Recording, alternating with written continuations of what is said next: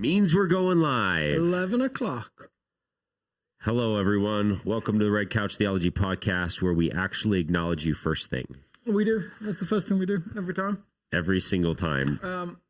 And I would like to start by acknowledging the unicorn in the room. This is, for those of you watching on a screen, this is a unicorn mug.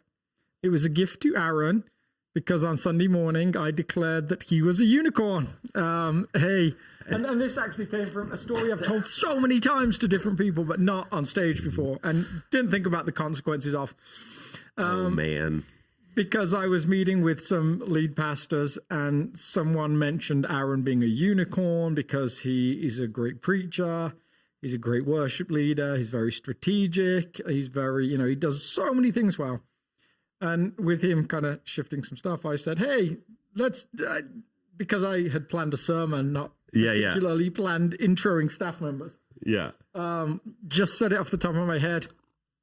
And now there's unicorn everywhere, memorabilia and advertising floating around all over the place. Oh, man. It is, people got a kick out of that comment. Sure, yeah. And so on Monday, if I can show it, stop extending, choose display, entire window. This is what Teresa did with her time on Monday after you said that. Yeah. And then my wife gets me a mug of a unicorn. I was like, wow, this hit like something. Hey.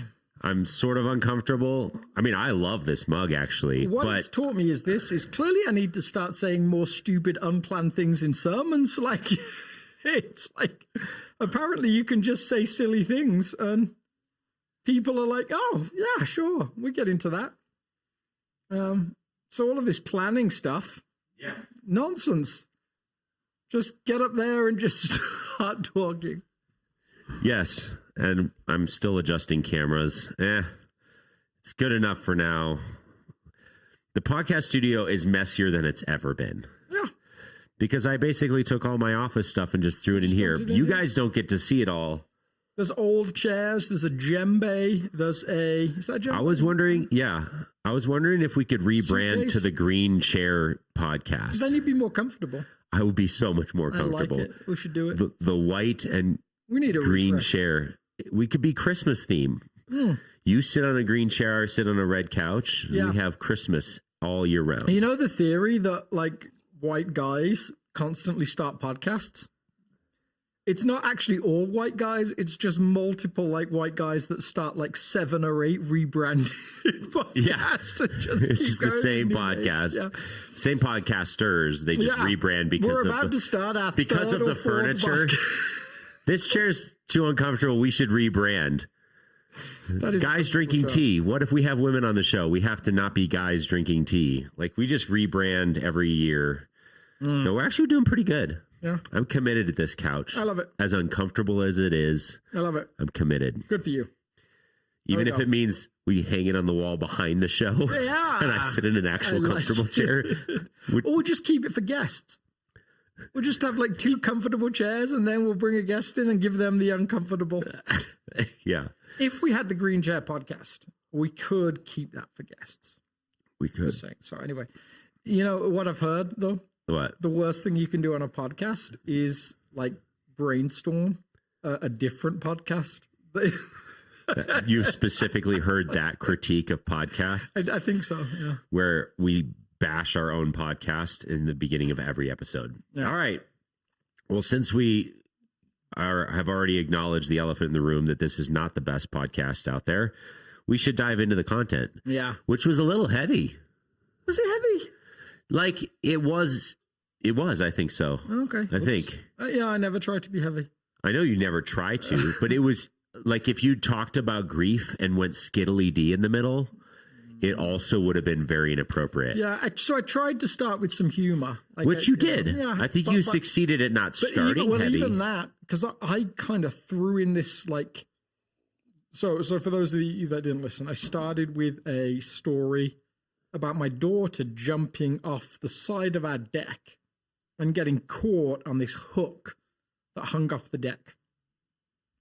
and she's just suspended in midair. At the time, she weighed like 40 pounds, and this hook held her. And so she just didn't go anywhere. And I talked about like this jump and me looking for the place where she was supposed to land, because you instinctively, I think, do that after a while as a parent. And she didn't get there. And in ancient cultures, they actually talked about like they marked their past by stones, like cairns or cairns. And then they would hope to place stones in the future. Yeah. And grief could catch you in the middle of the two. Like it question, like Arthur Frank, the author, talks about narrative wreckage. Like, it's such a great phrase. And he says, like, at times, like, we experience life in such a way that our narratives, they get deconstructed. Yeah. So the most basic one is the childhood narrative of, well, someday I'll get married. Even if that's like the like 8-year-olds, like, ugh, boys, yuck, girls. Yeah. At some time I'll get married. At some time I'll have kids. Like, you hear that language really early from kids. When I have kids, I won't do what you did as parents. I'll be a better parent than you are. And then I'll have grandkids. And then sickness is okay to a degree. It might be scary for all sorts of reasons, but in terms of expectations, you like, I kind of did the things I expected to do. When you have that story kind of thrown off course early on, it leaves you in this place of like, I don't know what to do with this now. Yeah. So that's kind of where I started. But I did think afterwards, I had a few people come up to me because I kind of threw in this, like, actually, when I thought about it, kind of unnecessary pool narrative. And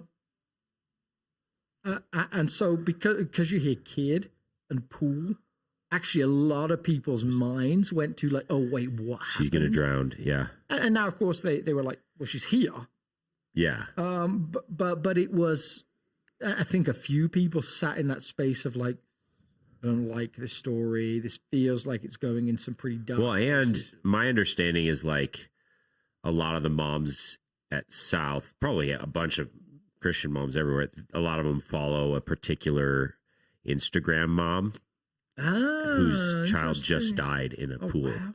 And so they've been in the MOPS community group stuff. They've been talking a lot about pools and the danger of them. So it was like especially timely as far as that topic. Yeah, I wasn't aware of that. Allison mentioned it to me the week prior to you preaching, oh man, so-and-so's kid died in the pool. Wow. And so it was kind of at the forefront of some of them. Horrific. Moms. I mean, so horrible. Yeah. And so, yeah, I think it felt heavy right from there. And then the story is heavy. I actually thought like the title of this conversation could have been, did you ever watch the Lego movie? Yeah. Everything is awesome. Everything is awesome. Well, this one's Everything is Awful. Like, it's so, like, Lamentations is so heart-rendering. It is. And then also, like, not heart-rending. Yeah. And, yeah, at the same time, like, I think there's some redemptive nature to that. It's maybe a book we will need at some point, even if we don't need it now. And so one of the things I don't know if you found this, anytime I do something on grief that feels like it lands in those spaces, I get conversations from a certain group of people. Okay. Like not like the same names, but broadly, there are some people that sit and feel grief a lot. Yes. So you know, just talking to like a couple of people who were more like, oh yeah, I didn't want to move after that. I wanted to sit in that space and just feel like what it is to grieve. Yeah. Whereas I think my wiring is more to say, okay, yeah, I get that. Maybe I'll need it at some point. That's not today. I'll kind of brush it off and move on. So you kind of realize like you're preaching to a niche in some ways. Yeah. So I think that the first group you talked about would want to make the case that you should want to. The appropriate response to a sermon like this is to go ahead and feel it and grieve. Yes. And so are they right? So I think as I went into this, I actually meant to say this. I'm not sure I ever did. I don't know. Maybe I did. I think my like belief about humans is we all have grief, and some of us have great grief. So like the great grief is harder to cover up. So like I'm going to try and create a metaphor on the fly. Imagine you're trying to like bury stones in the sand, and some of them are small and some of them are big. And in actual fact, it's fairly easy to bury small stones in the sand. But you take something big. Actually, even if you dig like a significant hole and try to cover it up, you're usually left with something protruding above the sand. Yeah. And I think when your grief is more like minor, it's easier to just say, oh, I'm not going to think about that. I'm going to cover that up. I'm just going to let life go on, I suppose. Whereas I think there's people that find their grief is not, that they can't do that, and then they become intelligent enough to know that actually maybe no one should do that. I don't know. That no one should bury it? Yeah. I'm not sure you should just bury it. Yeah, and I think some of the contention might be that they do have bigger stones. They just hid them behind a hill so they didn't have to look at them anymore. Yeah. You know, I don't know. Like, there's definitely some folks who have cause for deeper grief. Yeah. You know, especially depending on the season of life. They've lost a loved one. Yeah. They've experienced a trauma that's pretty significant. But yeah, I mean, I think, my team and I were meeting yesterday around like formation and like, what does it mean to be living the way of Jesus, the heart of Jesus, all this stuff. One of the things we were talking about is there's this barrier in spiritual formation, which is usually your emotional maturity and health emotionally. Cause like, I don't know if anyone out there is like, I decided I'm going to follow Jesus, live in the way of Jesus, the heart of Jesus. I'm starting tomorrow. I'm all in. And then you try, and then something like short circuits along the way. And you're like, why is this so hard? I made a like commitment of my will. Yeah. You might even try spiritual practices. You like read your Bible. You practice like you fast, you pray, you take a silent retreat, and you're still just running into this roadblock. A lot of the time, it's because there's this deeper thing that you're not paying attention to emotionally from your past, your childhood, the generational issues with family. So the helpful metaphor there is often the iceberg, right? Yeah. Like we're 10% surface, 90% under the surface. Yeah. So we've got a lot of stuff that's going on, like, generational things that are passed down. Just common family ways of seeing things, like family trauma. Yeah. That just gets passed on. Like, and that's why we see an anxious parent tends to have anxious kids. Like things like that get passed on pretty easily. And so what you were saying there is that maybe it's almost certainly it's unhealthy to just bury it. Yes. Just because it's below the surface doesn't mean it doesn't affect what's above the surface. Oh, absolutely, yeah. You may not. The problem with some of us, and I'll include myself in this because I'm a master class in how to avoid hard things a lot of the time, emotionally. Give me that unicorn mug. Yeah, that's right. Yeah, this is just a sign of what I'm avoiding. I'm just really good avoider. The end result is that you become passive aggressive above the surface. Yeah. You make little snide remarks, or you become cold emotionally, and you're not emotionally available for relationship. Yeah. And then people are like, you're like, this is my personality. False. You've got an iceberg beneath the surface that you buried. Yeah. And you're not dealing with, and it's leaking. Well, we heard, and I don't want to share too much because we'll hear some more on Sunday, but our executive pastor's retiring. Yeah. And he talked about like just everyday life and the burdens of it, like going on sabbatical and like 4-6 weeks later still like having reactions, like physical ones around like pastoring. Yeah. So sitting after 4-6 weeks of sitting in services, not preaching, like checking his microphone and stuff like that to like, you know, even little things that we do in everyday life. Yeah. Become like, they become like part of us to a degree. And so when we think about like, you know, I think I've used but people have used the language of like the small t trauma and big T trauma.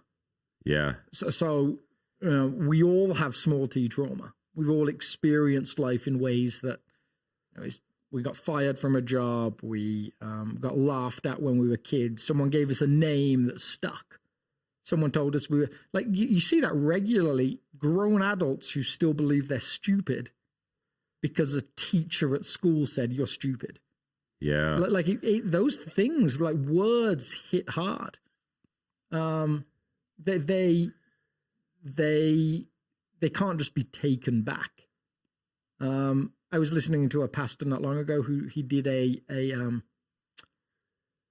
I don't know how I feel about the way of approaching this kind of conversation, but a lady in the church came and apologized because she was gossiping about him. She was saying something that wasn't true. And she said, I just want to tell you I'm sorry. And he said he grabbed a feather cushion and he ripped it open. And the feathers went everywhere. And he said, that's what you're trying to say sorry for. Like, you can't take it back. You can't just say, you know, like, you can't just make it like it didn't happen. It's already out there now. Yeah. And so, like, to different degrees, words have powerful effects, all those different things. And so we're all experiencing that constantly from people in our lives. We experience good from some and then bad from others. So I think we've all got stuff that makes up that 90% under the surface. And it's just surprising when you open that up, when you actually get people to a point of saying, oh no, I want to get into this, where you can get to. Yeah. And then beautiful when you hear healing stories. Yep. And it's like, I don't know, if you've been walking with Jesus for a number of years, usually you run into this because you decide I'm going to sprint in the direction of Jesus, and then it's just going slower than you expected. It's like you're pulling this baggage and this weight. Yeah. And then if you stop and turn around and actually deal with the weight that you're dragging behind you, suddenly the speed increases. You might be doing all the right things in the surface, you know, doing the right spiritual practices, trying to engage in community well, all this stuff. But until you deal with some of that beneath the surface stuff, it's going to be holding you back a little bit. Yeah. So let me ask you this. Well, one, you tried to do the whole book of Lamentations. I think you did. I think you actually did a really incredibly good job, because I had several people come up to me say, one who said, I've been listening to sermons for 47 years and I've never once heard a sermon in Lamentations. And today I realized how much of a travesty that was. That was the one person said. And the other person said, I don't think I've ever looked at the book of Lamentations this way, and now I feel like I've missed out. Yeah, so it's a book that's always really interested me, because it has I'm trying to think of another book that is that structurally like 10,000 foot view interesting in scripture. Well, literally, like as far as a literary masterpiece, maybe Jonah. Yeah, that was the one that was in the back of my mind. Jonah's like got like almost like a stage comedy. Yeah, totally different genre. Yeah. But like these are like masterpieces of literary design and like brilliance. Maybe Ruth as well. Like short enough to see the overall structure fairly quickly. Yeah, yeah. controllable. Like you get to some of the bigger books and it's hard to see that. Get to ones that are trying to describe big narrative pieces of history. I mean, the period that Lamentations is in, at least like set in, but most scholars would agree actually written in, is probably 10 years. But it's almost like a moment in time that could be placed anywhere in that 10 years. And so it's like, it's so static in some ways. It doesn't move anywhere.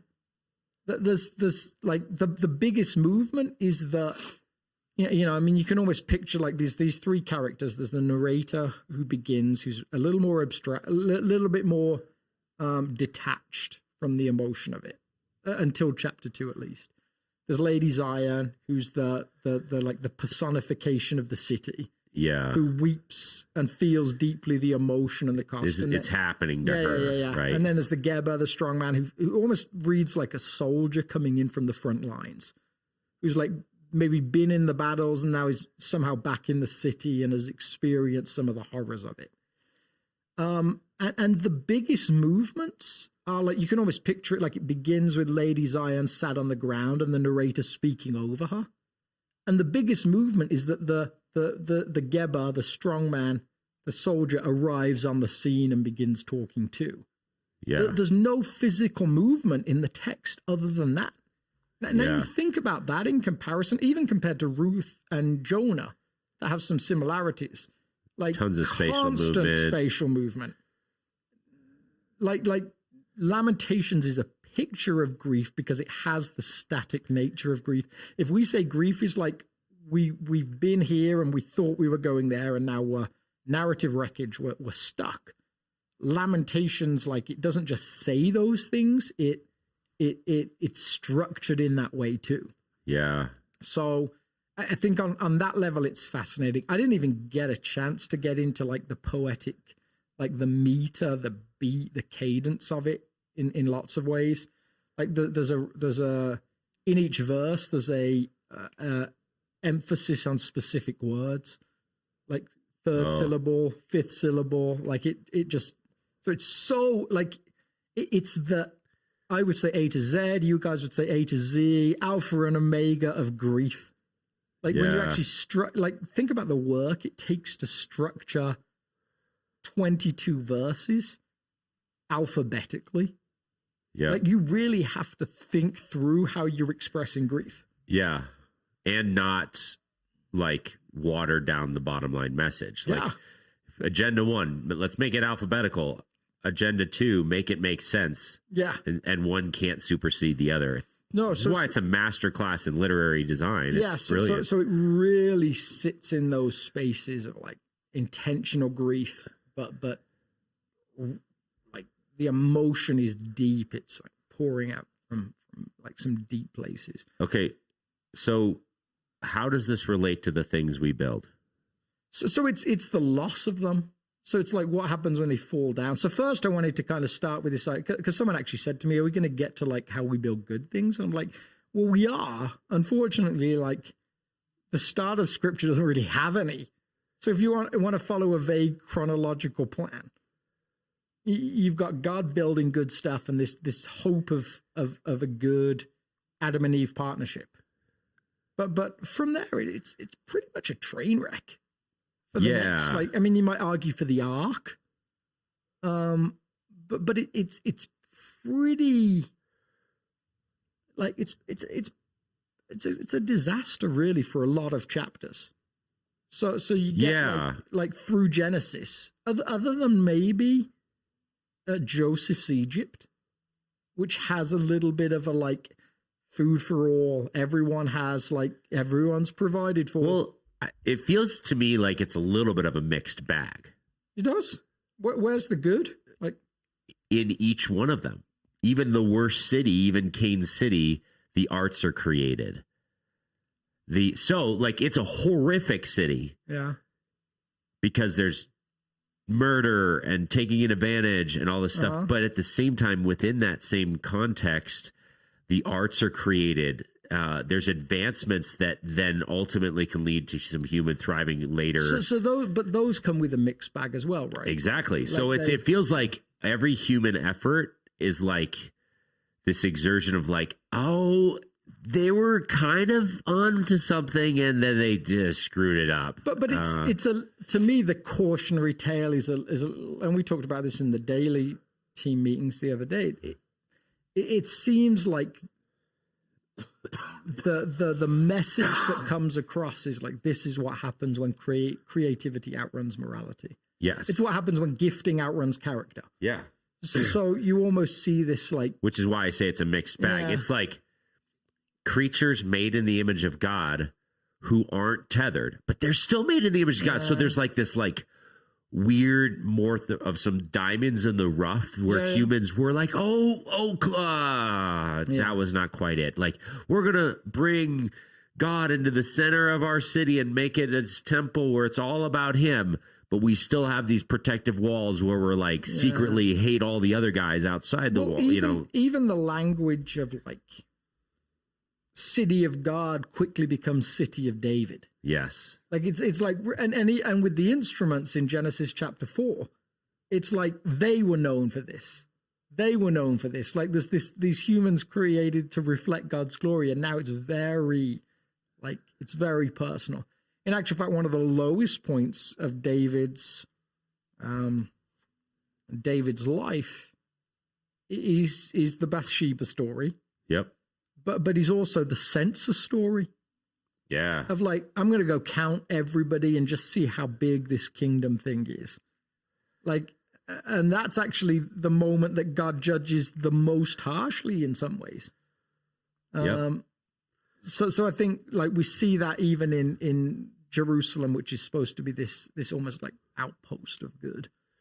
And I think to get back to your like the comment that someone made to you, like, are we ever going to talk about the good?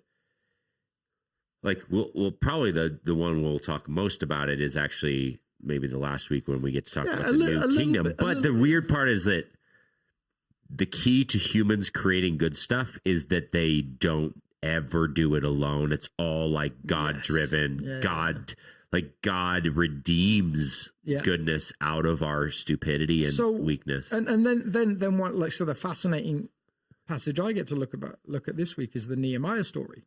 Yeah. Which is again about building walls, but seems on some level to be a partnership between God and man. There's like this weird like middle ground where Nehemiah sees a rebuilt temple. He's like, but there's no walls. Like, how can there be a city without walls? And he prays, and God creates this opportunity, surprisingly, for him to come back and begin a rebuild. So like, very interesting. Very, which is why, like, oh man, it'd be so much easier if the scriptures just made everything black and white and said, like, all walls are bad, categorically unacceptable. Yeah. All human effort is bad, categorically unacceptable. Like, that would be easier because we could just draw hard lines. But there's this like, God is more gentle with us, and he kind of works despite our brokenness. He sometimes redeems the brokenness. He's constantly doing this stuff. So I think what was interesting to me this week when I read Lamentation, so I sat and read it through again, because I know it pretty well. I've read it a lot. Yeah. For some reason, as I say, it's one of my favorite books, even though I'm not someone who holds grief easily. I think I heard a narration of a chapter years ago that it got me. Like, it just sat in that space and I'm like, this is amazing. Yeah. So I read it through again to feel it. What I was surprised at is, like, there is language about fault there. And that's always hard when you're talking to people about grief. Lamentations is about the loss of a spiritual, physical universe for a whole people group. Yeah.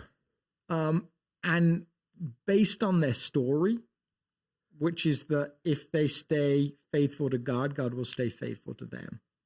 Based on the story, some of it's their fault.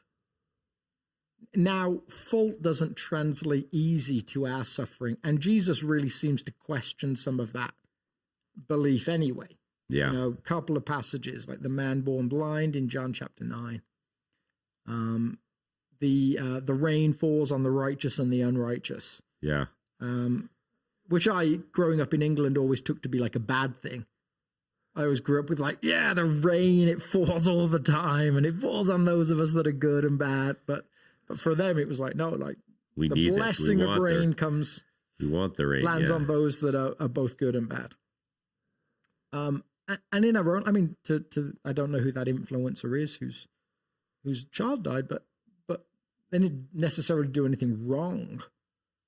And so when you're asking people to feel a book, and it's conversation around grief and some of the ways it works in our hearts, but you know that there could be great suffering in the room, and it's not necessarily anyone's fault. You're kind of asking people to kind of like hold the blame language in tension. And so Lamentations does have blame language. It talks at times about the sins of the people. There's an ownership of those things that's really interesting. Totally. Yeah. But it requires like something else as a focal point. You can't land on blame as the focal point. So what I felt as I read through all 5 chapters was that Lamentations talks about fault, but its emphasis is actually on forgottenness. Yes. It's like its emphasis is actually this question of, God, have you forgotten us? Have you forgotten what you promised? Have you forgotten to notice us? Like, look, pay attention, and remember. Yeah. Is the beginning line of chapter 5. And I think that is actually what we feel in great suffering at times. Like, God, have you forgotten me? Yeah, like regardless of who's at fault, like either way, you said we were your people, and it doesn't feel like that right now. Have you forgotten the promises you made and stuff like that? Especially if you grew up in a Christianity that said, like, you know, wealth, health, all those sorts of things. And to some extent, I think anyone who embraces the gospel, good news, they can't help but smuggle in their definition of good. Sure. Yeah. A little. Yeah. And as time goes on, they're like, wait, this doesn't feel very good. I don't know if it's the gospel anymore. Mm-hmm. And that's a wrestling of any follower of Jesus, where you run into suffering. You're like, wait, I signed up for this Christian thing because it was good for me. Yeah. And it was about me thriving and feeling purpose and meaning and maybe having monetary safety and all this stuff. And then when some of those things start to fall by the wayside, you're like, what's the value of being a Christian if it doesn't include some of the things that I define as good? Is the gospel real? Mm-hmm. Yeah. That's a hard journey to deal with. Yeah. And then he says, I'm with you. You're like, I don't want that. I want lots of money. Yes. The with me part is not helping me right now. Or at least enough. Like, you know, that like, I think like, you're being with me. I don't feel that. So, okay, you're with me. Great. Mm-hmm. I need a physical hug. Yes. I don't want a spiritual, metaphorical, like metaphysical hug. Which is one of the reasons we find Jesus' language in John, the end of John, which is, you know, it's better that I go away, to be so problematic. Now, when you think about how he talks about life in the Spirit, which very rarely is our experience of life in the Spirit. Yeah. For all sorts of reasons. Interest, time, busyness of life. But he, like if we're now in a world where there's a couple of billion Christians, then FaceTime with Jesus is pretty minimal. Yeah. You know, I don't know what the working hours of the day divided by 2 billion people is. But it's not a lot. Yeah. So the relationship that those 12 people that were with him constantly had is not possible. Yeah. And yet we have this suspicion, I think, that if Jesus was still present with us, it would feel very different than how it feels now. Yeah. And so it's kind of revealing of the importance of presence in grief, in suffering, we actually often want someone just to be with us. Yeah. The writer Peter Rollins, he does these rewrites of parables. They're not actually necessarily like just pure rewrites. Some of them are just his own parables he's made up. Yeah. And one is about a blacksmith in a town whose child dies. And he has one friend in the town who every night will just come and sit with him in front of the fire, and they'll talk and drink whiskey together. And over the years, like, his grief still remains, but he has this constant companion, and eventually goes to a local priest, and the priest explains to him how, like, actually God is bringing good things out of his suffering, that actually, like, his child dying will actually lead to good. And he goes back to his friend and says, well, I guess that means I'm supposed to be grateful for all of that.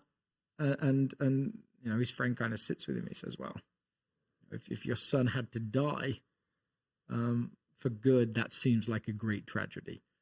But it's actually, like, throughout the story, it's not the priest's great explanations that do the healing work.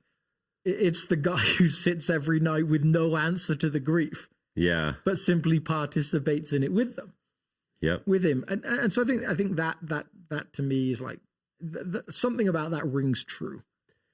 Yeah. So interestingly, like, for the daily devotional, I wrote one of them that comes out with this week. I don't know what day it comes out, but I tell the story of, like, I've met two people who the primary reason they became followers of Jesus is the book of Lamentations. Wow. And I think I talked a little bit about in the daily, the thing that's fascinating about it is both of them explained that the reason that is a religious system that's willing to stare their actual human experience in the face honestly and not sugarcoat it. That must be a real religion. Yes. That was the tipping point for them, where they're like, oh, Christians are able to include this in their holy book and not sugarcoat the pain. This feels so real to me that God must be real and Christianity must be real. That's what tipped the scales for them. And you see that in Malcolm Gladwell talks about that. Okay. He wrote a book called David and Goliath, which was around, like, actually why surprisingly David beats Goliath a lot. In all sorts of arenas. And he shares, he goes up to visit a couple who their son is killed, and they stand in the courtroom and they actually embrace the murderer, put their arms around him and forgive him. So, like, a mother of a murdered son looks at a man who did the murdering and say, I forgive you, I love you. And he said, I wrote about this and sat with them and visited with them. And he said, I had no explanation for how this could be possible. Only the love of Jesus seemed to make this thing possible. Like, a God who loves his enemies was transforming this couple. I think the pain piece, is it G.K. Chesterton talks about how, like, for a moment on the cross, God becomes an atheist. Like, you have God crying, my God, why have you forsaken me? There's like an absence of God in the life of God, which he said is not found anywhere else.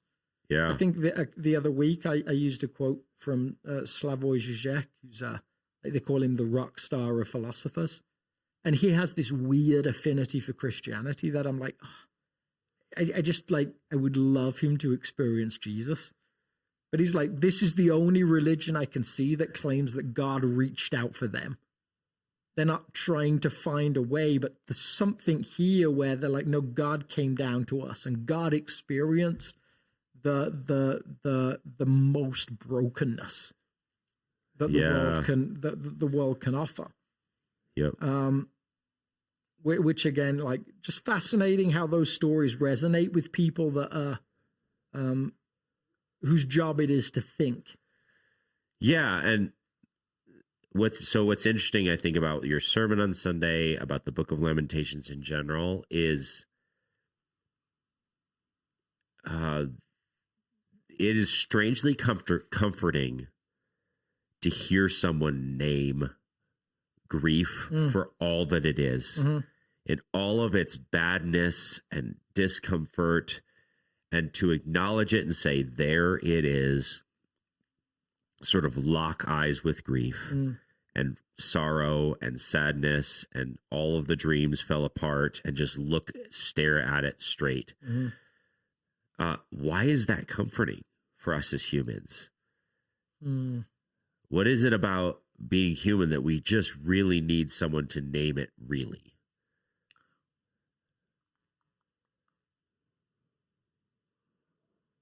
You know, I wonder if some of it is, I remember my uncle dying, and I remember as we were leaving his house after the funeral, we were some of the last to leave, and we were taking my grandma home, his mom. And she had sat in the deep pain of like there's that floating question, should any parent have to bury their child? It's like something like tells us like horrifically it's the wrong way round. Yeah. Like in a natural order of things, even with death being a foreign thing. Yeah. Like children burying parents makes much more sense than the other way around.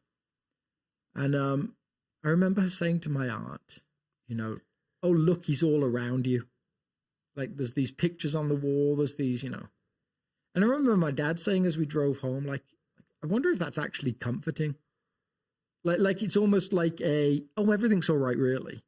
Yeah. You don't have to grieve too much because, like, see, like, remember he bought that thing, remember? And yet my dad, with his kind of cynicism that he was going through at the time, is left in that space of like, yeah, but he's not there anymore. And so he was willing to put his finger on the great grief, that it doesn't matter that he bought this statue and put it in the hallway. The guy that bought it, doesn't matter that he painted that painting, and he's like he went through a phase where he would do oil paintings, and some of them were quite good, but always with mistakes. And so you see his like replicas with little, like, it doesn't matter that he's not there anymore. Because his paintings, he's like, no, the guy that painted it is gone. I would give up all of these paintings and all of the statues to get a little moment back with the actual person. And so he was like, he put his finger on it. And so I think that's what we try and do at times, maybe almost especially as Christians. Like we take our language of like, we don't grieve like those with no hope. Yeah. And we turn that into, see, it's not that bad after all. And the answer is no, it's awful. Like it's deeply painful to see like children burying parents. My cousins were like 11 and 14 when it happened, or something like that, 12 and 15. I often talk about their dad as like the most charismatic man I've ever met in my life. He was incredible. And so we get to the hope part with Lamentations. That's kind of how we looked at it. We looked at it at in the linear Western fashion of like, we end on chapter 5. Yeah, like your first pass. Yeah. You kind of ended in chapter 5. You kind of jumped over some places in chapter 3 that are a little more hopeful. But you get to that place of like, unless you have forgotten, God hasn't spoken. Like it's unique in terms of like God's silence in the midst of it. And so what I see in my cousin as an example is I actually see her mourning as those without hope. But it's not okay. Like every July, without fail, she posts a video of her dad singing and talks about one day, it is still deeply painful. And we're now I think it was 1995 or something like that. We're like 30 years on. and it's deeply painful. Yeah. And there's no getting away from that. Now, has that grief formed her? Has it transformed her? It probably has. Yeah. It doesn't just make it okay. And I think that's maybe the suspicion of what people around us might say. They might imply, if we just look close enough, it's not terrible. Yeah. So there's this idea that dawned on me the last time we went through it's a series on grief or something, but like grief is maybe just your soul and your emotional reality, your emotional self accurately reading the badness of the world. Yeah. Like grief is correct. Yeah. Because it's your emotions are saying this is not okay. Yeah. It's not how it was supposed to be. Yeah. Losing someone is not correct. Yeah. And so it's the part of the self that you can't escape, that God has wired into human beings, that sort of like the red flag diagnostic that there's something seriously wrong with the way the world is currently functioning. Yeah. Yeah. And then when our emotions rise up and say, this hurts, this is wrong, it's like calling you forward to, you're like, yes, God is like, So I think how we read what Paul says at times as Christians is that our grief is not really bad because we have hope. Whereas actually what I think he says is, no, we have grief. Yeah. And we have hope as well. And so the hope is that God will make things right. Yeah. Now, interestingly, there's this you guys can stop hearing about my class probably pretty soon because it'll be in the rearview mirror far enough away that I'll stop referencing it. But one of the class periods we had, the last class period we talked about Gregory of Nyssa. We might have talked about this last week, but Gregory of Nyssa does like this fascinating dive into an old patristic father way back, and he's just trying to explore what does the resurrection actually mean, and he's asking about like when we have our new resurrected bodies in eternity, part of who we are as human beings is shaped by the griefs that we experience, the sorrows even. Like we are who we are because of navigating do we really want all of that gone? Well, and you think like Jesus' resurrected body has scars in the hands. Yeah. Because do you ever lose those scars? I hope not. Exactly. So there, even in eternity of the resurrection, this is what he's wrestling with. Yeah. Do we not want to be able to look back in the rearview mirror and see that he brought us forward from it? Yeah. And, again, you get into a place where the scriptures don't address it very heavily. So you're on thin ice to say with tons of confidence. But it's a good question. Yeah. Because who am I without my griefs? Yeah. Am I the same person? Am I resurrected and I just have no memory of the bad? Is that even Aaron that was resurrected? Yes, absolutely. Now it like you get into all complicated things. Like if you think about like an eternity where maybe some people are absent. Like, do you remember their absence? Is there that mourning of like loss and regret? It gets real hairy real quick if you actually ask the serious questions. Yeah, but whenever I think through that that concept, like I think C.S. Lewis does an amazing job of describing some kind of shift. I think his last chapter of Narnia is Farewell to the Shadowlands.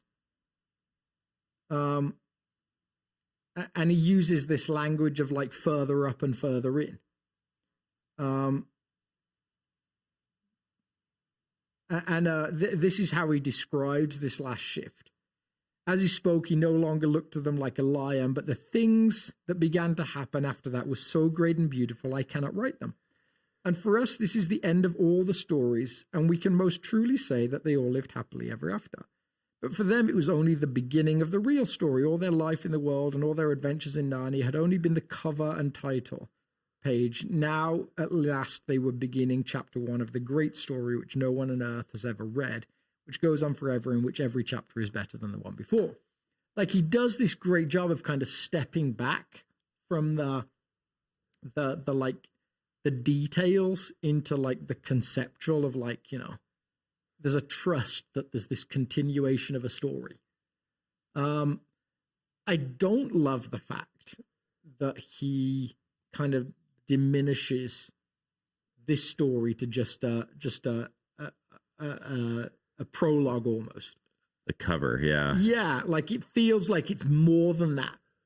Now, I think the story after is like has that eternal element to it. Yeah, like almost has to be functionally because of the sheer quantity of time comparatively. Yeah, but that but it's still like the things there matter. And so you can imagine like couples that have fought for their marriage through 40 years of pain and hardship and struggle and beauty and wonder, and have felt all of those different things, like stepping into that place with some of the joy and victory of what it took and what they invested in it. Yeah. And it's a new story. And some of the, like, the broken fragments are now put together in beautiful ways. But the memory of it still seems valuable. When you get to look back and say, look what we did together. Like, It wasn't always easy. And you get to go back and see like where Jesus was in that story. And you're like, oh, the gratitude. I mean, it's no wonder worship in eternity is so much more rich, is because you see the hand of God just littered everywhere. Yes. Yeah. And so like, to go back to the story of my family, like, will my cousins just like, is it as simple as like, oh yeah, everything was fine? But there is like great reunitings, and you know, like you think of what it is when you get together with old friends that you haven't seen for years, and there's those moments where it's like, oh wait, hold on, it's like we've never been apart from each other. Yeah, like the story just picks up like that. Like when you have friends like that, it's just a wonder. Yeah, it's just kind of like I'm going back to spend some time with my family, and I know like within like 30 seconds, it's like we've never been gone. Yep. Like they're beautiful gifts. And so it feels like in life there are partings, and in eternity there's reuniting. Yeah, that somehow makes the entire grief journey have a meaning that so far outweighs the sorrow. So that's the grieving with hope. Yeah. It doesn't diminish the pain that returns every year on the anniversary of the lost one or whatever it may be, but it redeems it to a place where there's a reuniting, and you see the story arc of what God was up to and how he was there and in the midst of it. And yeah. So there is hope, but without diminishing the sorrow. Mm. Yeah. It for me, one of the things I've noticed as I've gotten older is I appreciate the bad more. Mm. I wouldn't choose it ever again. Yeah. But I look back and there's enough in the rearview mirror that I can say, you know what? I am a different person because of that. Mm-hmm. And when you're in the middle of it, you crying out to God to take it away. But once you've seen it unfold for a long enough time, you can see how God's redeemed or whatever it may be. Yeah, I'm trying to remember. There's an amazing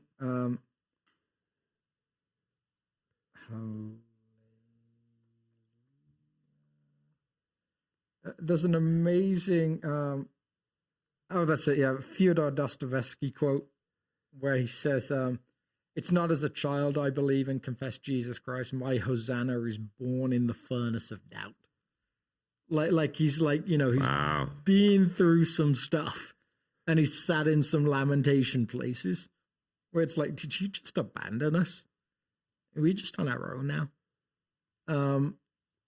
And yet, like, the hope, the central hope story, the chiasm that points to hope, that doesn't diminish the pain. Like, that's the language, right, that we want to hang on to, that it's not because we have hope, grief doesn't matter. It's that in the midst of our grief, hope is held, like, alongside it.